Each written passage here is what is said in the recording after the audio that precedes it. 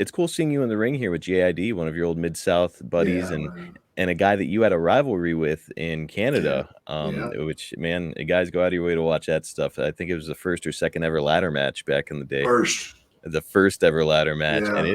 it is not a ladder match like you would think. It's there. You guys are like leaning it on a cable and Yeah. then climbing up the cable, which seems horribly dangerous. It was. Well, Dog wasn't going to be in the WWF for very much longer after this. As a matter of fact, No. I think it's just like a month or two later, and he's out. And he was not the same performer that he once was. I know that cocaine and addiction had kind of Yeah. gotten the better of Dog by this point. He was starting to get really heavy. Jake, Yeah. when did you start to see the cracks beginning to appear for JYD? Wow. Just, you could see it talking to him. He just wasn't there anymore.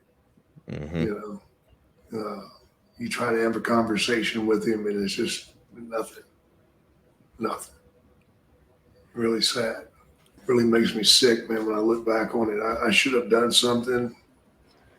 Should have said something, done something, tried something. But there was no reaching him at that time. You just couldn't reach him. I tried several times to reach out to him, and got nothing. Yeah, and heck, I mean, you were fighting some demons of your own at this point, you know, so it's hard So to it scared the hell out of me just to be around him.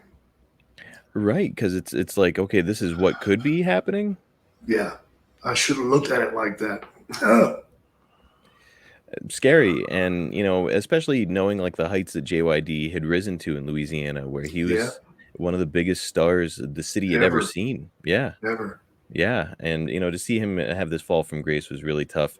I mean, when you were in Mid-South with him near the end of his run, did you start to see it then, or was it only when you got here? Yeah, no, it was already beginning down there.